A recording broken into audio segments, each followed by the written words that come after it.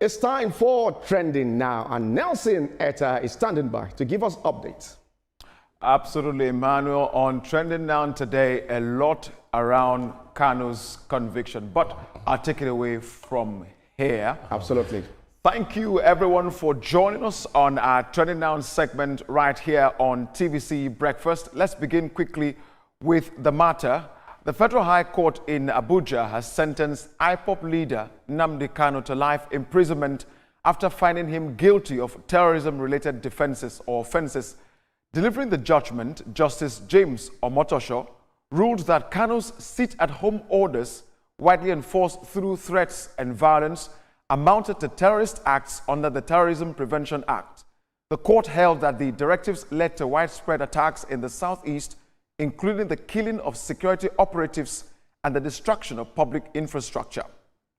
The judge also cited several broadcast and audio recordings tendered in court, which prosecutors said incited supporters to attack government facilities and personnel. Justice Omotosho noted that Kanu failed to present any credible defense throughout the trial. Prosecutors had asked for the death penalty, but the court opted for life imprisonment, saying global concerns about capital punishment influenced the decision. Here's what they had to say. Now, Kanu's legal team have appealed or filed an appeal challenging the court's jurisdiction.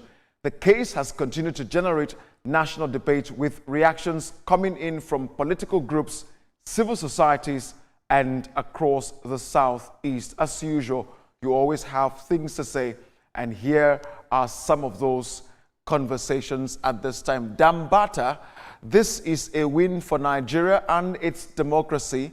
Putting a terrorist like Nnamdi Kanu behind bars for the rest of his miserable life is the right thing to do. May God bless the judge Omotosho. All right? And Brian, since it's not a death sentence, Mazi Nnamdi Kanu will get pardon someday. I strongly believe that this country is heading somewhere.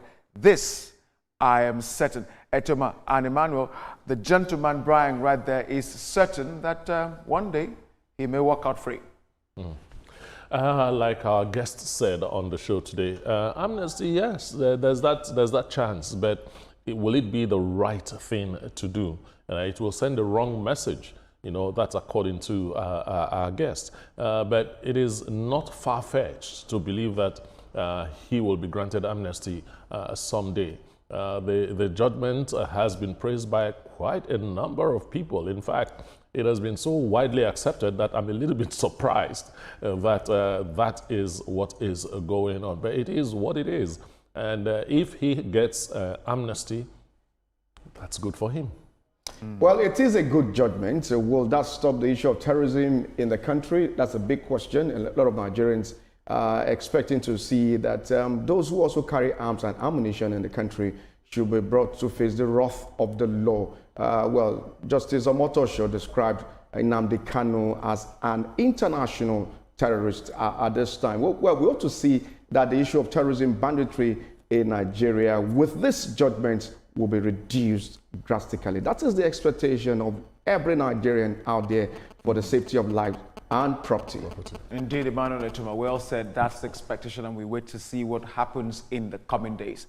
Now, let's get to our next matter this morning. And in a shocking development, suspected terrorists who abducted 38 worshippers from the Christ Apostolic Church in Eruku, Ekiti local government area of Kwara State, have reportedly demanded 100 million naira ransom for each victim. Family members say the kidnappers have begun contacting relatives, grouping the victims by their family ties to issue the ransom demands. A local leader, Chief Olusegun Olukotu, confirmed that 4 of his relatives were among those abducted. He said the gunmen stormed the church during a service, and he and one were kidnapped or escaped through a window. The leader has appealed for increased security in the area, urging authorities to strengthen local vigilante groups and deploy more security operatives to Eruku.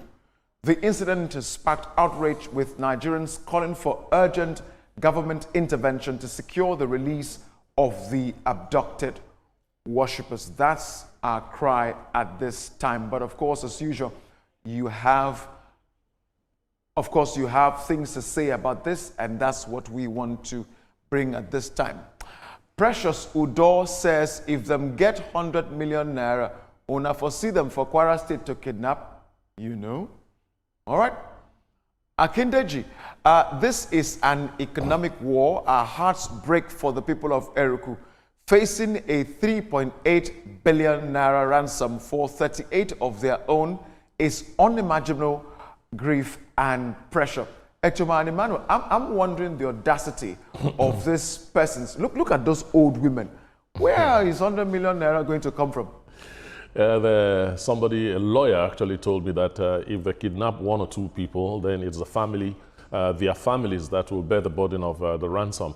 But if you kidnap up to 20, 25, 30, then it's the government that's your target. It's real economic sabotage, so to say. And this one has a very macabre twist to it, because it's human lives that we are talking about, and the brazen boldness at which these people are doing it now and asking for sums that makes your head spin. I mean, if you do the regular job that you and I are doing right now, when will you earn the 3.8 billion? And these people want the 3.8 billion for taking innocent people, you know, depriving them of their freedom and putting a permanent threat on their lives. It is so unfortunate. So unfortunate indeed. I'm not happy at the moment with this particular demand of 100 million naira from this innocent Nigerians. It's a wake-up call at this time. When you multiply 100 million naira to about 38 of them, that's about 3.8 billion naira to terrorists in Nigeria. They need to be brought to book. For them, no, this is quite pathetic. These people need to be arrested anytime soon. When we saw the live video, and thank God that the church did the live streaming. If the live streaming was not even there at that time, we will not see all these revelations coming out. Look at that old woman walking in that live streaming. It's quite barbaric, pathetic situation in Kwara State, and we expect that this will be nipping board, that anytime soon that those who were abducted will be released to their families, and there will be peace in Kwara. That's our prayer, Meno. Thank you very much, guys, for your contribution on the matter. Now to a little bit of entertainment matter. This morning, Nigerian singer Tiwa Savage has made a startling disclosure about the exploitation in the entertainment industry. Now, during a panel session at Entertainment Week Africa, she said she was once told to personally meet with a company executive before securing shows, and that she lost an endorsement deal before she refused a demand from a company co-owner. According to Tiwa Savage, the co-owner asked her to travel with him to Dubai as a condition for finalizing the endorsement. She rejected the offer, and she said the incident made her realize that for some executives, her body was more valued than her talent. They don't value my talent, but my body. That is all they were seeing. Well, this is quite a very sad one. Of course, as always, reactions have trailed for this, but let's play first what Tiwa said in that video.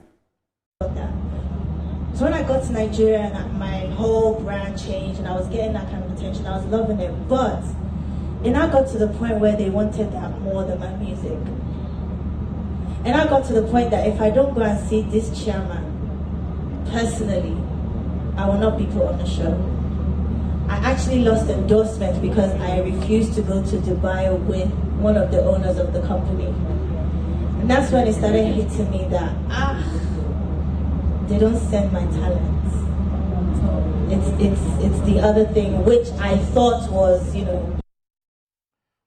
Well, the things we hear from the entertainment industry one day after the other sometimes is staggering. But you had some things to say about this, and let's share that with you. This is a bit of a long one. I might read 2 pages or paragraphs of this. This is from Onyani Kalu. Tiwa Savage's honesty is both brave and necessary.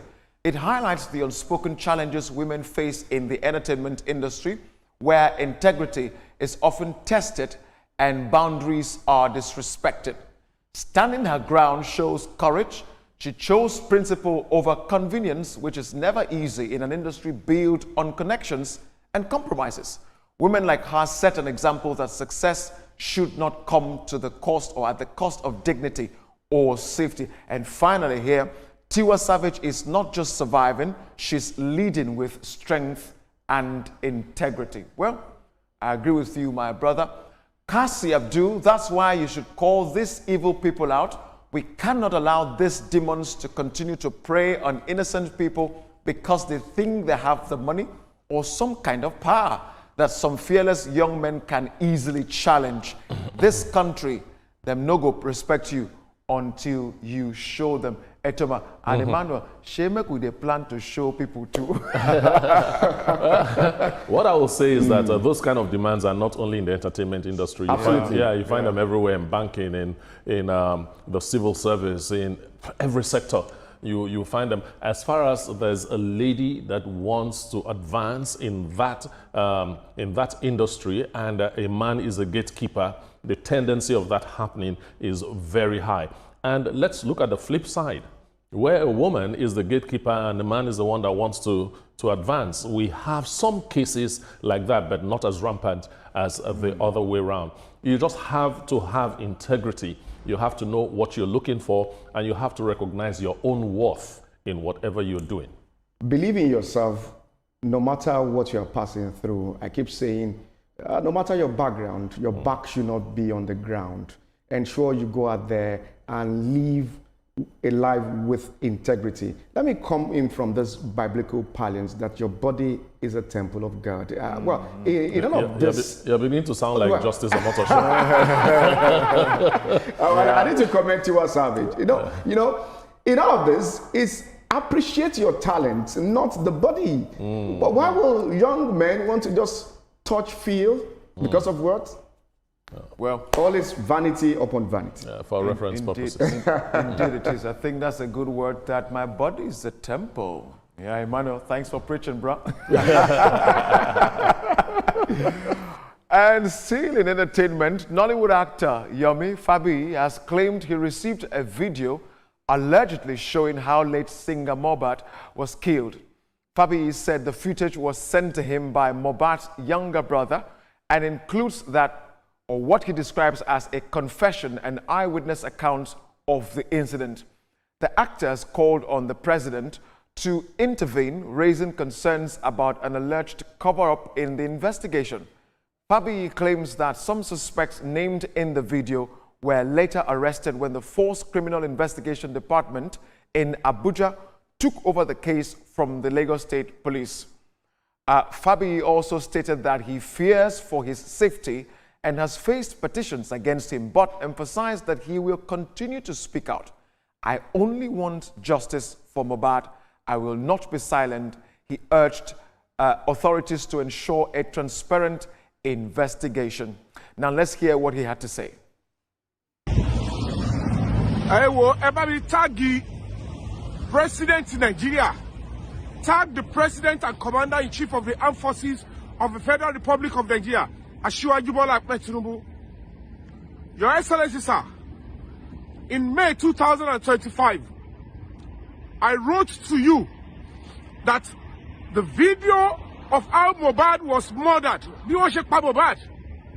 part of it was sent to me in an apparent attempt to collect money by the younger brother. Now, and as always, you have things to say about this, and this is an ongoing sad situation. But Oba Cruz, every time someone shouts, I have evidence, but somehow never actually releases it, that was the same thing late Mohbad's brother too said. Just know we are dealing with premium grade attention hunger. If what he's holding is truly authentic and credible, he would need permission, applause, or sunlight angles and the street of another country to share it. Until then, it's all vibes, noise making with no receipts, just to waste my data. Well, my dear brother, you're not going to know. But anyways, that's what he had to say. Top guy, you shouldn't be making videos like this on an express road. What if a car or bus hits you and you end up getting killed? Who will now give us the video evidence of how Mohbad was killed? Boy, Nigerians always have a good way of, angling a matter. I mean, that's a very valid point, He started on the road and doing that video. He could have been knocked out.